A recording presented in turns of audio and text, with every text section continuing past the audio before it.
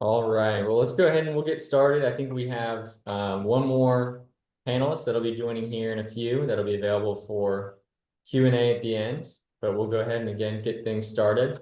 This is Your Home, Your Solar. It's all about custom system design with Scanifly. And of course, we've got our special guest, Jason Steinberg, CEO from Scanifly. We'll give him an opportunity to introduce himself and what Scanifly is all about here in a moment. And thanks again, everyone, for joining. So to jump right into our welcome here, we've got an agenda I'll just run through very quickly and what you can expect from today's webinar. First, we'll touch on who Cape Fear Solar Systems is. Of course, again, we'll give you an opportunity to meet Jason Steinberg. We'll discuss the solar process as it currently is and how that works in the industry, and then some challenges that come from that and how it can produce change orders. Then we'll speak to how Scanifly actually answers the call and some of those challenges that we address. And lastly, how Cape Fear Solar and specifically our technical consultants, how they are able to stand out in their ability to utilize these tools. And then lastly, of course, we'll have some Q&A with Jason. We'll also have a few questions for our project developers, Caleb and John Padden here today. Feel free to submit any questions into the Q&A. You're also welcome to submit anything into the chat, and we'll be sure to address those things as much as we can at the end, but also if we have any opportunities as we're going through the content today as well. So let's get right to it. So again, a little bit about who Cape Fear Solar System is. We've been founded here since 2007, and we're in Wilmington, North Carolina. We serve about a 3-hour radius of Wilmington. Many of you may already know who we are, but if you don't, we've done over 4,500 installations over that 17-year period. We now have over 70 employees, all operating right here out of our Wilmington location. And we've been voted the #1 solar installer in Southeastern North Carolina. There's a couple of our awards at the bottom that we're really proud of. And if you are local here to Wilmington, here are some of the projects that you might be familiar with. Outside of just the work we do with homeowners, we've worked with many, many businesses in and around the region. Now, jumping ahead, I'll go ahead and pass it over to Jason to speak a little bit about himself and the Scanifly team.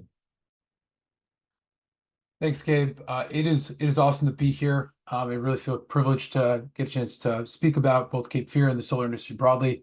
As Gabe mentioned, I'm Jason Steinberg. I'm the CEO of a company called Scanifly. We are a software provider for solar contractors like Cape Fear and hundreds others around the United States and around the world. Myself, I've been in the solar industry for about 15 years, starting on the roof doing solar installation work, and then also working for research and financing organizations before helping build Scanifly itself. I think, as I think about the solar industry broadly, it certainly has matured over the last, call it, 2 decades that it's really grown. However, a lot of the processes that many contractors are still doing are pretty archaic. Solar, like other industries, is construction project, right? And oftentimes technology is not the first thing that gets included in a workflow or a process when a project is getting done. One of the things that we do at Scanifly, though, is we help bring technology to the site surveying and design and final installation stages for a project so that it's going to get done more accurately, it will be done faster, it will be done more safely for the workers. And most of all, the expectations that you should have at the point of sale should be exactly what you get when your system is completed and Cape Fear turns it on for you and this says, hey, it's time to start saving on your utility bill. And so that's the technology that we have created. It's pretty unique technology. It's a drone-based solution. And so instead of climbing up on a roof with a tape measure, groups like Cape Fear will fly a drone and they'll collect a variety of imagery that then allows them to inform a much more accurate engineering process. And then the rest goes on from there, from permitting to getting your hardware and installing it correctly. Having been in the industry for a long time, I just want to share one reflection, which is that solar is a home improvement project. I think there will be a lot of contractors that are trying to sell you a product. Hey, buy these panels and this equipment and we'll install it. And that's just not necessarily how it should go and not ever how I've approached it. Solar is a home improvement project, just like you're remodeling your bathroom or your roof or your kitchen. And it involves a consultative approach. My first job in high school was for a residential contracting company doing kitchens and bathrooms and handyman work. And whenever I would go along, I would see that it's a discussion around what color hardware do you want? Where do you want it placed? What are the implications of placing that hardware in that spot? What's the flow going to be? And that's the same for any project in your home or on the external of your home. And so I think as you think about whether to go solar or not, and then who to work with, what I always recommend to my family and friends, having been in the industry a long time, and then what I see from the contractors that we work with and support with our technology, is you want to find a group that is going to take a consultative and educational approach, that is going to take the time to build your trust and to treat this truly like a home improvement project that you're going to want to have the specifications that you want. You don't want to see someone rush through it. You don't want to see someone cut corners. You want to see people using the latest technology and helping you through the process. And I don't do these calls really that often, but when Cape Fear asked me to join this presentation, it was a no-brainer, just given what they stand for and how they approach their process. Well, I really appreciate that, Jason. And again, really excited about all the work that you and your team have done. I know we'll get a little bit more into the details here of how that works, and what a customer ultimately sees at the end of the day and the difference it makes.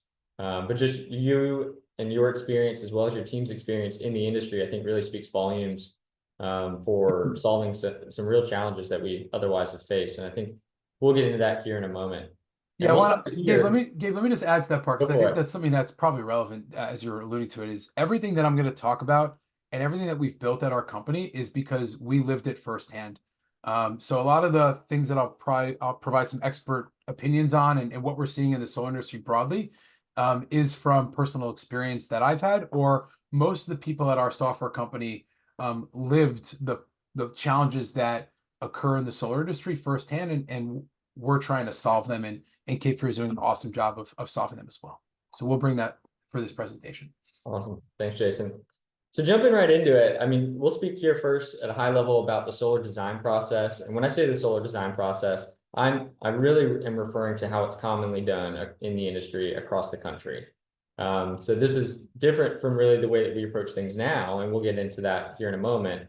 But this is what you might look and expect something to look like if you were to reach out to another contractor other than Cape Fear. And so what that process is, you know, you're going to meet with the salesperson. They're going to design a system. They're using Google 3D or LiDAR imagery, which is satellite imagery, to design that system. Sometimes it's done remotely without having even seen the site in person.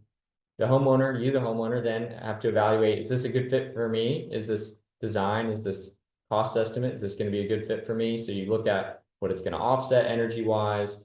You're going to look at the system specifications, you know, what equipment's being used, how many panels, what's it going to produce, and what's that mean for me?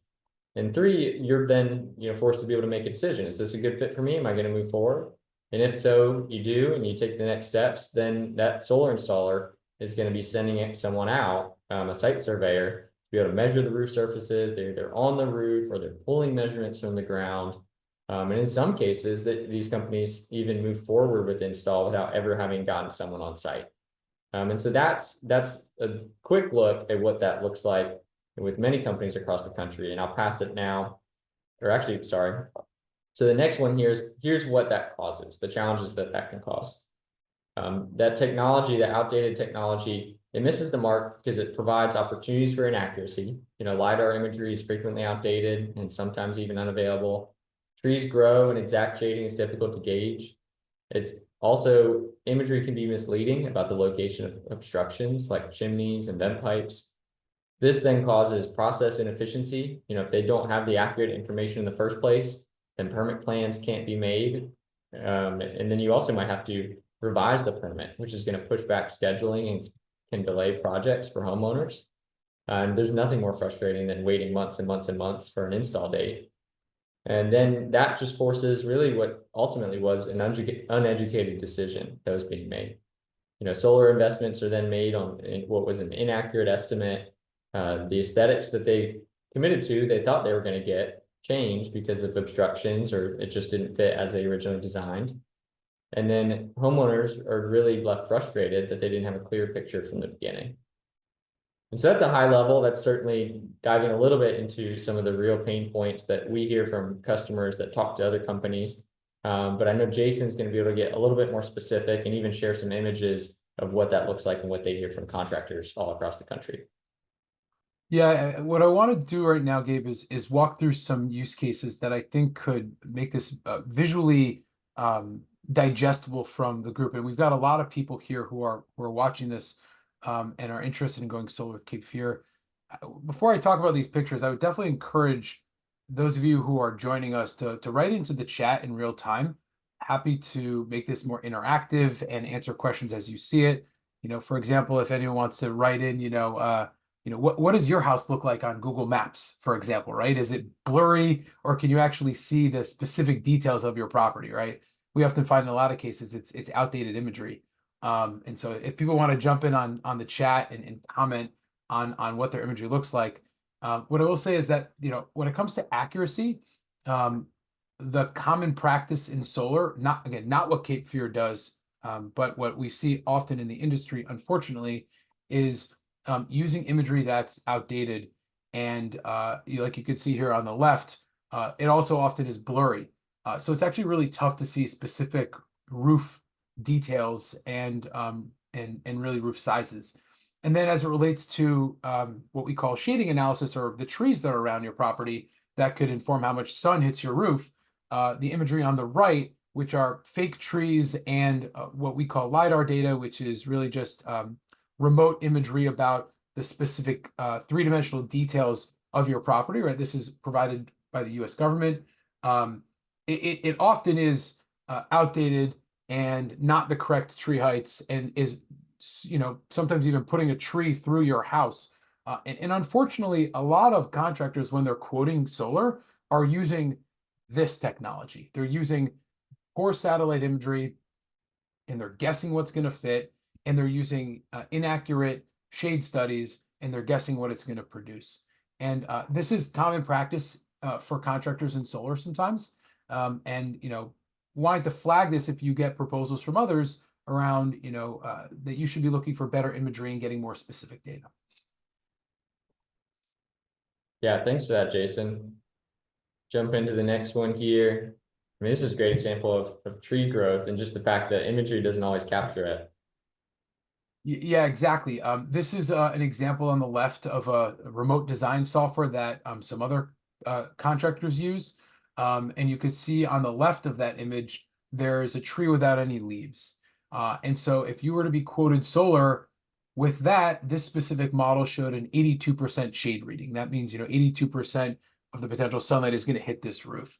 However, when you got an updated image using a drone and doing the Cape Fear process, you actually saw that the tree was much denser, and that lowered that shade reading to 63%, right? That 19% delta actually could be the difference between you paying the utility and you not paying the utility.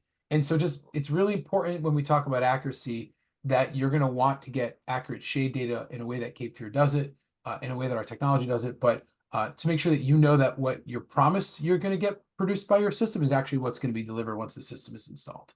So this is another example of inaccuracies that we've seen in the industry that that you want to look out for when you go solar.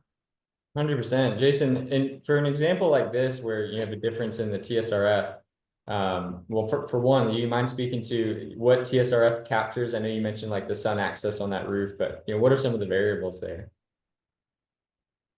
So TSRF is the total solar resource factor.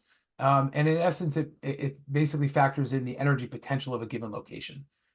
So, more simply put, is the impact or the potential of how much sunlight is going to be influencing your overall system. And it's a great reading that factors in, the positioning of the system vis-a-vis the Earth and the sun's path as well. Simply put, what is your shade number and how much solar you're going to ultimately get. Cool. That's perfect. I think, and in a case like this, I mean, 19%, you put it well, is if have a difference that large, it's the difference between, having a bill or not having a bill, or in other words, it's a difference of a system paying for itself and it being a wise investment, and the difference with it not.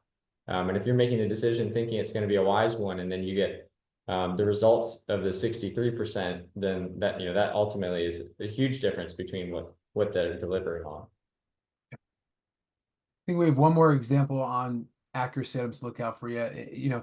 This is similar to the first slide, which is, solar, it's really important to know where your obstructions are, like chimneys or vent pipes, HVAC units, if you've got dormers or gables, or your roof has, other kind of unique architecture, right? A lot of times the imagery is just not going to pick up on those. And so you might be promised 20 panels, but because you have vent pipes that were missed, only 18 might fit.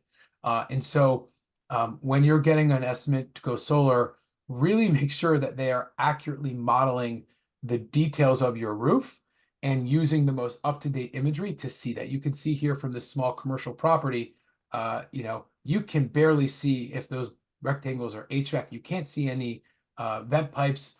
This will make it very difficult to get a very accurate rendering here for going solar. So that's something that unfortunately we see a lot of contractors kind of quote clean it up on install day, but you as homeowners or business owners, you want to know that what you signed off on won't have that change order as you go through the life of building the system. To be honest with you, Jason, looking at a picture like this, I don't know how you would design a system to start off with. And this is what, and this is not, this is not just grabbing a random image out there or the worst case scenario. Like we've seen images like this for satellite shots all around our area, and I don't know where I would start if I were trying to design a system for a building like this. We joke and we call it just slap rectangles on the roof and you'll figure it out. And unfortunately, that's the worst of the industry. You would need to either go out there with a tape measure or you need to go out there with a drone, which we'll talk about in a minute. But you're going to need to capture the real-time, real-life dimensions. And that means you got to go in person. You ideally should go in person before you close the sale, so you know that what people are signing off on, is going to be what actually is after the sale's closed. So this is a tough place to start. I believe your area has a lot of properties with poor satellite imagery. And so again, this is why a consultative process is most valuable for a homeowner or business owner. Is you want to talk through what the system's going to look like. You want to talk through what roofs that you're going to put it on. You want to have a dialogue around, hey, should we move those vent pipes because we want to maximize our solar production? So those are all factors that you're going to want to have a conversation with your solar project developer or sales rep. And I know that's what Cape Fear really specializes in. Well, speaking of tape measures. Oh, yeah, we'll go to the next ones. Okay. All right. So the second category that Gabe talked about was inefficiencies. So first one's inaccuracy, second one's inefficiency, right? Obviously, when you have accuracy issues, that leads to efficiency issues. But calling out efficiency specifically, right? One of the largest challenges we see is permit plans are weighting accurate site data. So right after you start your initial discussion in solar, at some point they're going to come out to get real life measurements, and if they're not captured correctly, that can delay when your permits are going to get filed. And if your permits are delayed, then getting your permits are delayed, and then your install is delayed, and before you know it, it's the summer, and you're paying that expensive HVAC bill that you just ultimately wanted to not end up paying, right? So it's important to be able to have a project go through smoothly through the process. However, when you're on a roof like this individual on the red sweatshirt and you're tape measuring, every roof plane to the best of your ability in an incredibly unsafe way that takes a long time, that you inevitably miss data, it will lead to mistakes. And oftentimes the person who is on the roof tape measuring is going to produce a mock-up like you're seeing on the screen here, which is just hand notes on a piece of paper. And this is an incredibly archaic way of collecting data, but this is pretty typical in the solar industry. And so not only is this not safe, this is what leads to a lot of the inefficiencies that we see, particularly getting a project to permitting and then getting it through permitting, right? A lot of times you'll have projects re-permit, unfortunately, which could add anywhere from, I've heard in certain cities, 60 to 90 days. I don't know what it is specifically in Wilmington, but these are delays that could be incredibly frustrating. And, again, this is why you want contractors who are using the latest technology so that they can have an efficient process and make sure that what they say their timeline is going to be is actually what they deliver on. So this is one example of where inefficiencies come up. 100%. And then another inefficiency as it relates to the plan sets, the permitting process. This is a great call out that I like to showcase which is oftentimes what is sold in the preliminary design stages is not what's submitted on the plan set stage to the planning board versus what's finalized and installed on when the system's completed. So this is a real life project that we came across in the past, where you could see from the first picture on the left, you've got really 3 arrays in the formations that they're in.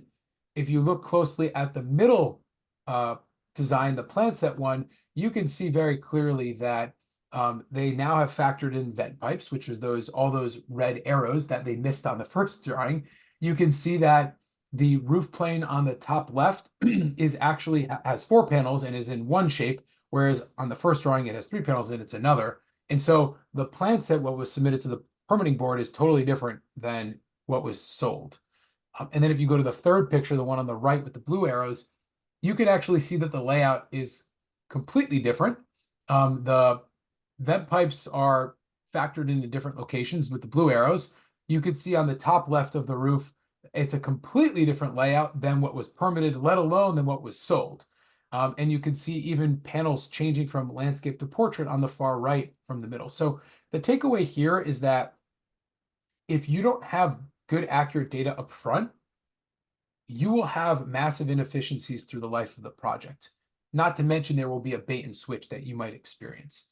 And so working with a contractor like Cape Fear, who is going to take the time at the beginning to get good on-site data with a drone and make sure that it's perfectly accurate at the beginning, it might take an extra meeting with them, which I guarantee you won't mind, because you'll be able to talk about what's going to happen with the system and they'll answer all your technical questions, which is really important, right? But getting that accuracy up front is going to allow everything to run incredibly smoothly as you go from that point of sale all the way to install day. If you don't get good accuracy up front, like this project, you will have a different design every step of the way, which will naturally lead to major problems, and it will just be very frustrating. So when you work with solar contractors, I really encourage you to work with people who put in that diligence up front so that things don't change as you go. And again, this is no different than if you were redoing your kitchen, right? Imagine if you were redoing your kitchen and you said, yeah, just guess where I put the range and the fridge and the cabinets. And I don't really care what the cabinets colors are. And then someone comes and takes some rough measurements very quickly in 5 minutes. It's, I think all these cabinets will fit here. And they submit that to the permitting board. And then when they actually go to install the cabinets, they're like, wait a second, none of this really fits. We have to rearrange it. Like, that is no different than what I just walked you through in solar. It's the same stuff. It's a home improvement project. So like with a kitchen remodeling or a bathroom remodeling, you want someone who's going to put in that time up front with you, like Cape Fear does. And so this is one thing to look out for. Yeah, 100%, Jason. Thank you for that. I think too, I mean, there are so many other implications for changes like this. I mean, I'm looking at that picture on the right, the final install. And the other reality is like that's probably the same number of panels as originally designed, but they're on different roof surfaces that probably aren't as advantageous for solar. That's going to impact the performance of that system. And then speaking of inefficiencies, like when you make changes to a project on site and you have to go back and submit revisions for a permit, talk about frustrating. You've got a system up on your roof that can't even go to inspections yet because you have to wait on getting a new permit approved. I mean, that's something that, you know, when we hear horror stories, when we adopt systems from companies that either went out of business or just didn't even get a project across the finish line, one of the common things we hear is that, well, they installed it and then it just sat there. So like that's the nightmare that people have to deal with if they're not going to get an accurate design in the first place. Yeah, and something that we didn't showcase in the slides here, I want to add to what you're saying is the aesthetics. You know, there are a lot of people that they want their home to look pretty. You know, it's not just about energy production and lower utility rate bills and resiliency, right? They want it to look good. And, you know, part of that is where the panels go. If you look at the first image that was sold, the panels are for the most part, the panels for the most part on the back of the house. It's on the side and the back of the house. The 3 in the middle were kind of just chucked there, but there's clearly an intention to put these on the back of the house. And maybe this person had an aesthetic preference. But if you go to the third drawing on the far right, there are 5 panels on the very front of that house. Like that might not be what the homeowner ultimately wanted, but this is what was installed, whether they like it or not.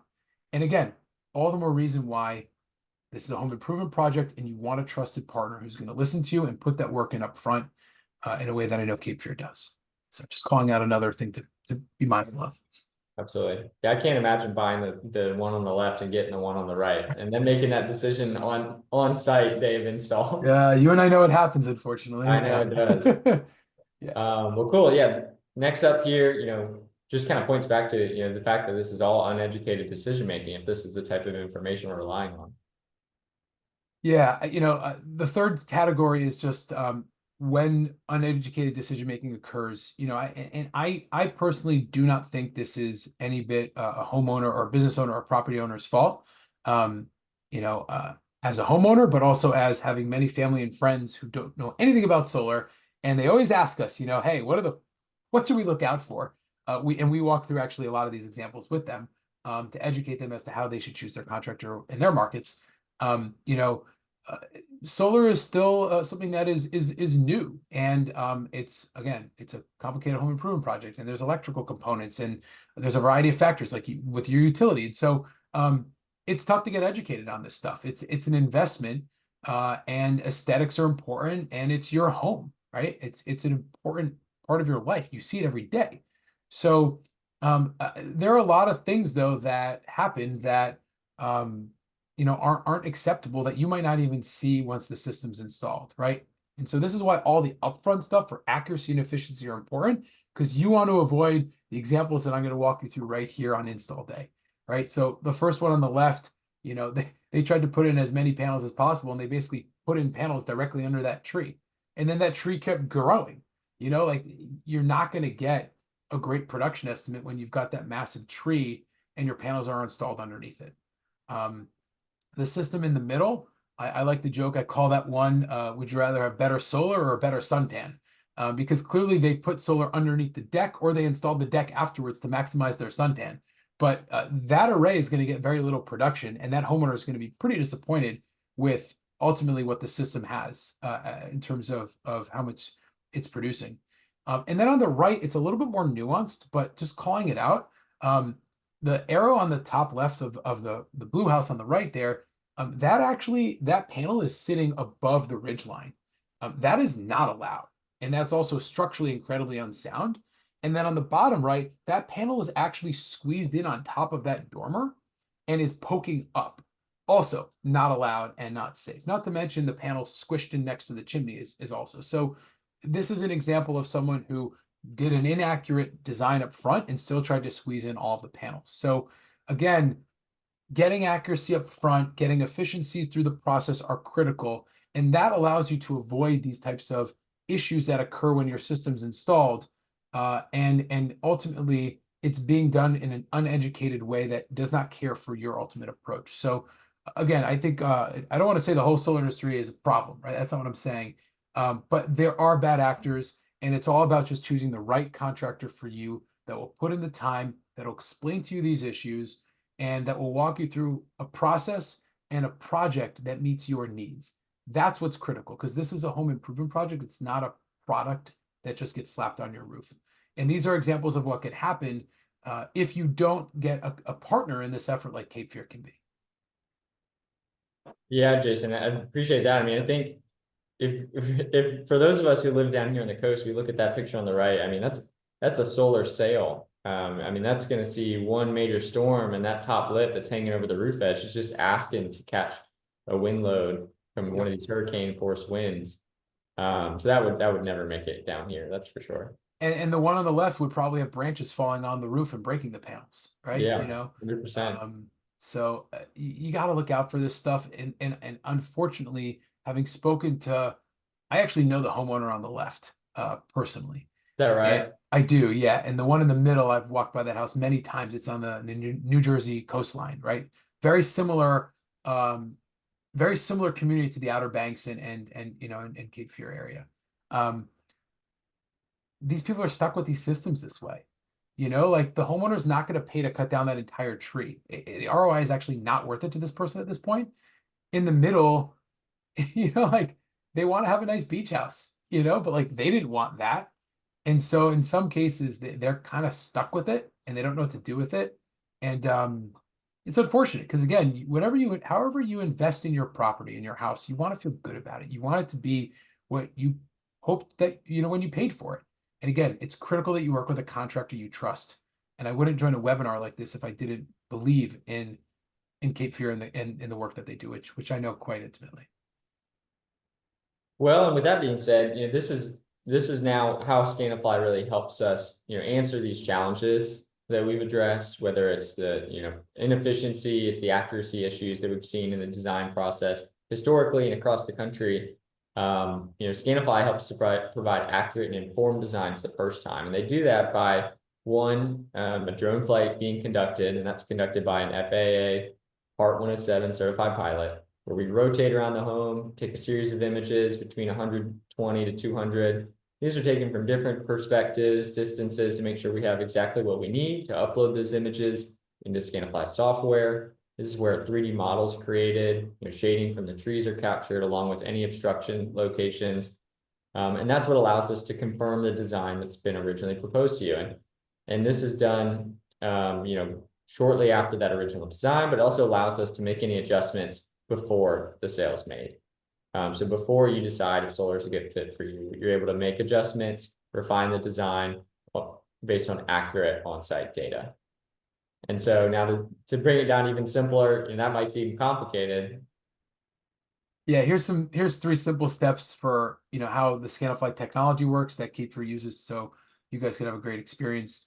A drone is flown, as Gabe alluded to. It's a 5 to 10 minute flight. It's 2 circles around the house. It's incredibly easy. In fact, if you move forward with Cape Fear, I would encourage you to join them for the drone flight and even poke them and see if they'll let you fly the drone a little bit. We've always heard that's a lot of fun. Second step is the imagery is uploaded. They're just pictures of your house, but our software will automatically stitch them together to make a 2-scale virtual replica photorealistic model of the property. And you can see from step 3, the image on the left, it's a Scanifly model. That is an actual rendering in the Scanifly software. That is a design that's produced. And then on the right, you can see the completed project. And you can see that this incredibly complicated layout, actually. And I don't typically recommend having layouts where you've got 2 panels, then 1 panel, then 2 panels. That is not a recommended layout. Nor would we. Yeah, exactly. This is a project example. Extreme example, but this is not a Cape Fear project. I also want to emphasize this is another state, but the point of this one is a very complicated layout fitting perfectly from what was promised in the design stage on the left, fitting perfectly on the final layout on the right. And that's really what you get. What any homeowner deserves is what was sold and designed should be what happens on install day, so you know exactly what you're getting, and that's the type of service that Cape Fear offers. Absolutely. And I think that's what's important here, right, Jason, is whether or not, I as a homeowner, if that's the right design for me, that's also not my home, but that homeowner knew exactly what they were getting, knew exactly what it was going to do for them, and had no question that when it was installed, it was exactly what he had designed with the solar contractor. So that's fantastic. Now jumping ahead here, so we learned a little bit about Scanifly, how it helps to solve these problems. I do want to speak to how we here at Cape Fear Solar Systems specifically are able to stand out and how we utilize the tool. And we do that by really putting the technology in the hands of our experts. Our salespeople, Caleb, John Padden, both of them that are on here today are FAA Part 107 certified. And so what that means is that we're able to give you accurate estimates you can trust in the first place. Your consultant, the one who's designing the system with you, is also your drone pilot. So they're able to look at making sure that the shading has been properly accounted for, the pitches are accurate, and this means that efficient project timelines can be counted on. System's going to fit as it originally was intended to. Change orders aren't going to be needed, so we can avoid some of those delays that could otherwise come up, and that the installation goes on without an interruption. Again, you're not getting a call on install day to say, actually, hey, this panel's not going to fit here. What do you want us to do? And so that means that your decision that you're making in the first place is an educated one. The design that you're determining if it's a good fit for you, whether it is or not, is the one that you would expect to ultimately have installed. And so your saving projections are accurate and trustworthy, and the value of going solar to you, again, or not, is ultimately clear. So that's something that's really important to us. in terms of what that looks like, and this is actually a real example of a system that we've had installed here. This is a drone image of a home. This is, again, one of probably around 100 that we captured in doing these couple of circles around this home. This is the snapshot itself from the software. Sorry, from the drone itself. So you can see it's in this orbit setting. So it's spinning around the home in a perfect circle. It's taking pictures every 2 seconds to make sure we have the right number of pictures for us to upload to the software. From that, we're able to go ahead and again upload it into Scanifly's software where a 3D model is created. And then we can design the system that we've already talked and discussed with you about. It's also where we learn, okay, do we need to make any changes? Is there an opportunity to fit more solar up on this roof surface? And you have an opportunity to take advantage of that. We can make sure that the vent pipes that we might have seen while we were on site or looking at the initial satellite imagery are where we thought they were. Or we can make changes at this point before you're making a decision to go solar or not, and not after.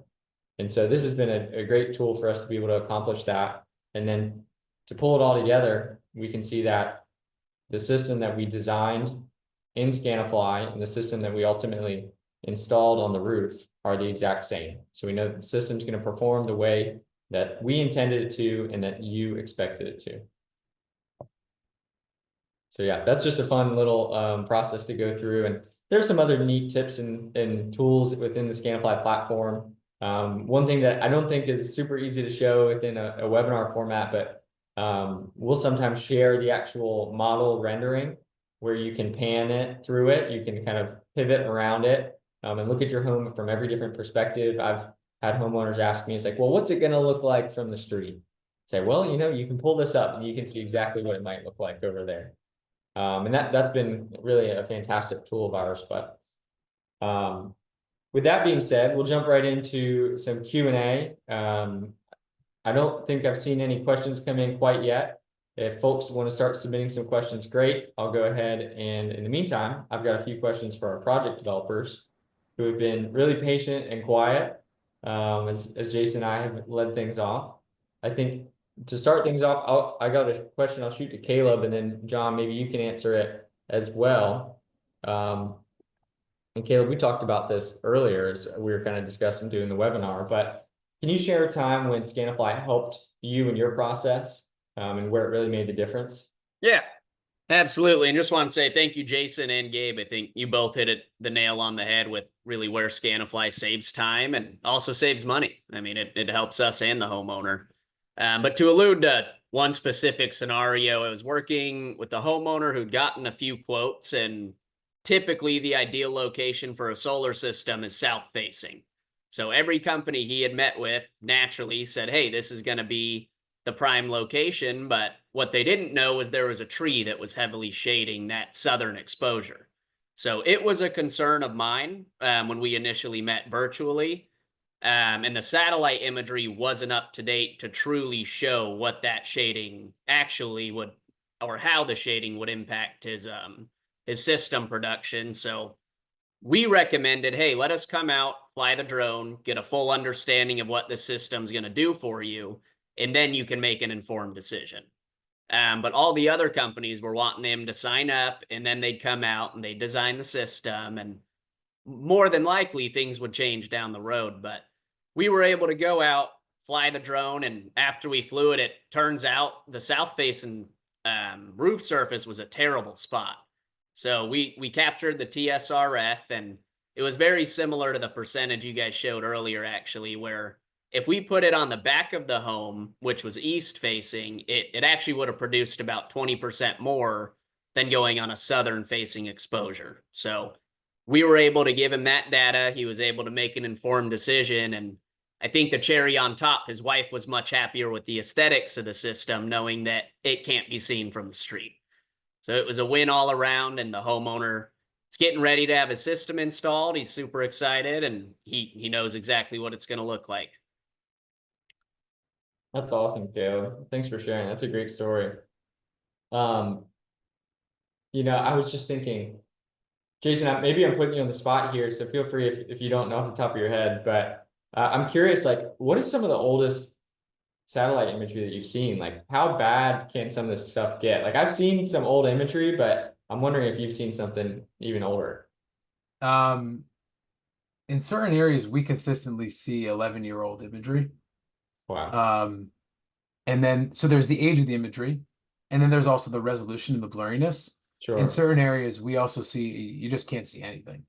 And then I think the third part that's particularly tough is um, the tree modeling, whether it's Google 3D or Google Mm. 2D, varies so drastically in certain places that it is just really tough. I mean, even the picture that you're showing here on the screen, As I look bounce at away. yeah, Sorry. what was that? Sorry, I was in the middle of changing slides. I was gonna pull up. Oh, no, that's fine. I mean, but and point being is that you just really don't know the heights and the density of the trees. So we see some really bad imagery a lot of the time, unfortunately. Well, to that point, so I was looking to pull up this image here on the slide because this is, Oh, this is in many cases the preliminary model that we're going to be able to make. And that's based on that satellite imagery. And what you see here are what look to be like green lollipops. yeah, we call that the Candyland experience. Unfortunately, a lot of people use a software like this, and they think planting Candyland trees is the way that you should resemble trees on people's properties. Um, I've never seen a tree like that in my life, other than what my 5-year-old plays when we do board games on the weekends. So, in my opinion, like a software like ours, you're going to get a variety of genus and species of trees that should match the topography in which you live in. So if you're selling solar in Florida, you got palm trees, and if you're in the Northeast, you got pine trees, right? And so Cape Fear is going to come out with something that hopefully looks a little bit more accurate. I know they'll come out with something that looks a lot more accurate than what a lot of the competition is going to be working with. Yeah, and that's especially the significance in that drone imagery as well, just to capture real life site data and not be dependent upon, well, this satellite imagery says that the tree takes up about this much space. Let me try to build it to fit that with a green lollipop. Also knowing that the imagery could be as old as 11 years old, and that tree's probably grown since then. Yeah, it's a good Um, gotcha question to ask a solar sales rep is, so the design that you're showing me, how old is the imagery that you used? They actually probably won't even know. So I think it's always good to, when you're looking at different contractors, to stress test how much intent they put behind the design, and to make sure again that it's a trusted partner who is speaking like they know what's going on, and you want to work with a contractor that has that type of culture. sure, 100%. Well, John, I don't know, do you have an example that you'd be able to share? I know it'd be great to hear if you've got a similar experience to Caleb's. I think this will really drive the whole all of this home. There's the largest installation company in North Carolina. I'm not going to mention their name specifically, but I know for a fact that 30% of their deals go to change orders. 30%, because they don't confirm before they sell. That's a lot of money on the table. Yeah, I can't imagine being a homeowner too and going into a project knowing that there's a 30% chance that the scope of work's going to change after you sign the agreement. John, And John, can you give some examples of what change orders you guys see where you guys are? Because I know it can vary from $1,000 to like $20,000. So it might even be helpful to give some examples. Yeah, so a change order for us isn't going to be, we propose this layout, now it's different because of how we implement Scanifly in the process. If it's for us, a change order is the homeowner wants to add a level 2 charger, the homeowner wants to add panels or add a battery or change the battery manufacturer. For our competition, the change order is, oh, it's 4 kW less. Oh, it's 7,000 kWh in production less. Oh, the payback period is now 3 years longer because we didn't account for these things. It's a nightmare, and I don't really understand how you scale that way, because you're not scaling. If you are scaling, you're not scaling the right way. For me, 70% of my business comes from either referrals, existing customers, or builders. So like I can't be slinging things. I have to have it confirmed. I got to know that it's going to do what it's going to do and it's going to fit how it's supposed to fit. So yeah, I mean, it's a huge part of what I do. It's probably just as important as the proposal and design tool is Scanifly. So yeah. Cool. Well, thanks for sharing that, John. Caleb, I know, one of the things that you have in your back pocket, and actually this is true of John as well, is you've both worked in the solar industry for some time, and you've worked for other contractors in other states prior to working with Cape Fear. I'm curious, what was the design process like in your experience before coming here and before utilizing the Scanifly technology? Yep. That is a great question. I feel very fortunate to have seen both sides of it, which makes me all that more grateful for the resources that Cape Fear Solar provides me and our homeowners with.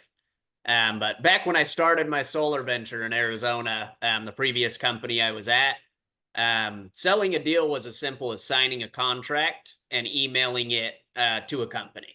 That was all I did. That was all the involvement.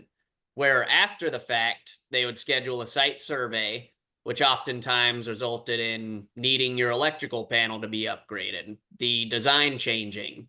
And luckily at that point, it's before install, so we can have those conversations with the homeowner.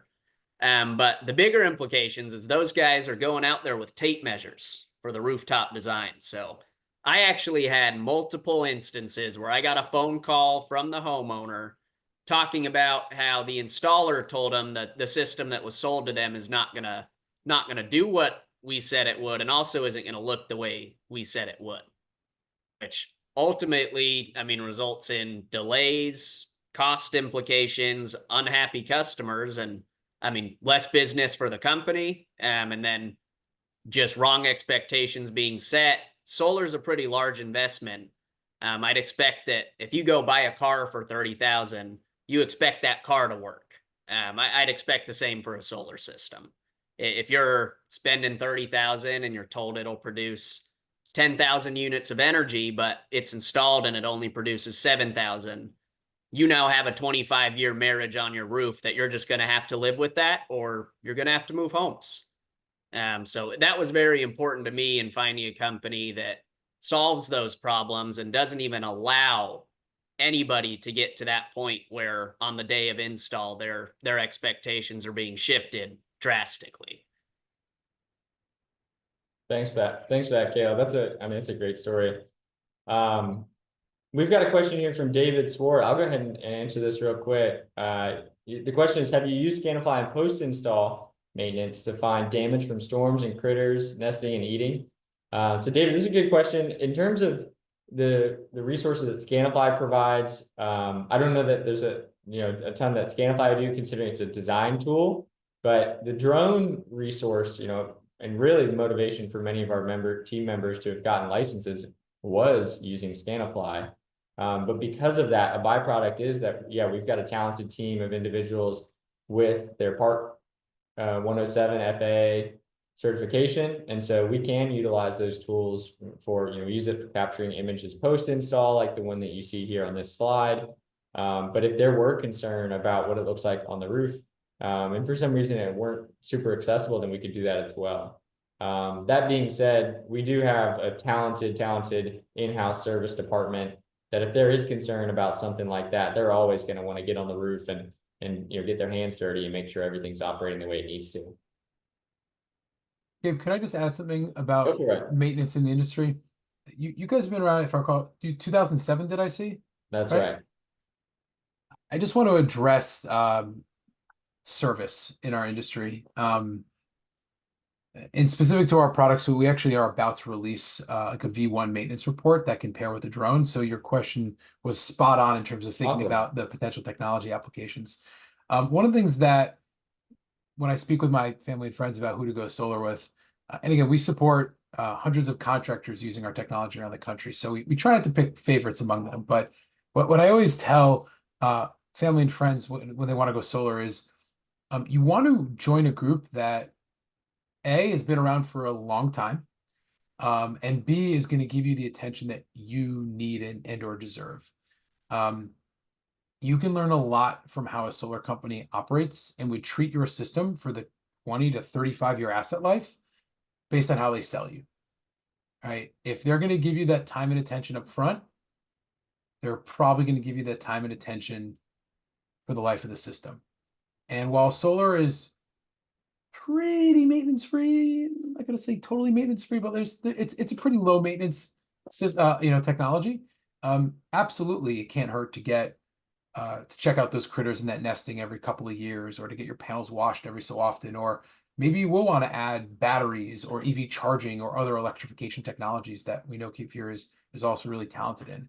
And so as you think about your system, don't just think about, as we've talked about for the last 40 minutes, how it looks and what it produces and all that, but you also want to think about you're creating a relationship with someone who could provide really valuable service and maintenance relationship for the life of the system. And that's really important, right? So that next storm that happens in your area, it's going to work.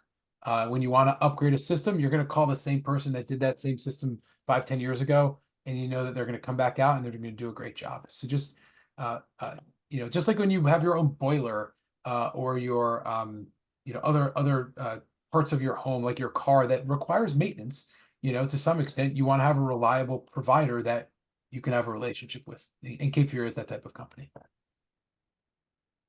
Yeah, that's fantastic. I think the other thing I'll just add lastly is just, obviously we recommend, if you're in an area where critters are a concern, we're always going to recommend that we put safeguards in place. And maybe to add on to your comment, Jason, I'll pass this to John or to Caleb. I mean, what is the extent of maintenance that you guys do see on these projects? I'll handle this one. Yeah, maintenance it truly is few and far between. There's not a whole lot of moving components on a solar system, but most commonly what we'll see is with an inverter. All of our customers and us as a company have all the production data, assuming it's hooked up to the internet. So we can go back and look at that. And I have plenty of systems. I've done a production review with the homeowner, and you'll see one panel might be 30% less than the others that are right next to it. That's a tall tale sign that we need to look at the production, look at the equipment, and more than likely come out to maintain, replace that equipment, and get that system back up to how it should be producing. Yeah, that definitely speaks to the fact too that homeowners have the ability, of course, to monitor these systems and make sure that they are getting the results that they were designed to get. The other thing that we sometimes find, John, did you have something to add? Yeah, I would say, and that Caleb is correct with respect to service calls. I think a huge thing in our industry that isn't really modeled up front and a lot of companies shy away from is soiling. And in our market, that's in reference to pollen. And I know it rains a lot down here. For the first 2 or 3 years of your system being online, that'll probably be enough to alleviate any soiling issues from pollen or the aesthetic issues as well, because it doesn't look great. But at some point it's going to build up and your system is not going to look good, and it is going to impact production by more than 5 or 7%. So at some point, homeowners have to hire an exterior cleaning company to come by and wash their system. It's the reality. I don't know if it's going to be in the first year or 2 or year 5, but that is a conversation that I'm having with my customers, and that is maintenance out of their pocket. That's really the only maintenance other than checking their monitoring, once a week. That's really the only maintenance that is involved with a solar system, at least in our market. 100%. Well, I can say firsthand, I've got solar in my roof here in Wilmington, and I guess it's been over 2 years now, and I see it get a little yellower this time of year, and then usually, that most of that gets washed away. That being said, it's really not all that different from your windows. Would you go 25 years without cleaning your windows? Exactly. No, you wouldn't do that. So I think it's not unrealistic to expect to want to do that, both for maximum performance, but also just aesthetics, every 3 to 5 years for many folks. So, well, cool. It seems like that's all we've got for now. I don't see any other questions at this time. Again, I just want to say a big thank you to Jason and the Scanifly team. We really do appreciate being able to utilize these tools, and can't thank you enough for being a part of today's webinar. Thanks for having me, and keep doing great work, you guys. You're the best of our solar industry. You really stand out as an organization that has the ultimate standards, and hopefully you guys will keep doing this for another couple decades. So we appreciate you having us. Awesome. Thanks, Caleb and John. For anyone who's still on that's interested in exploring what solar could look like for them, these two are experts in their field and would be well suited to navigate you through the process. So feel free to reach out at our cell phone number. That's 910-409-5533, or you can just go to capefearsolarsystems.com. Thanks, y'all, and we'll be back next month for another exciting webinar. See you later.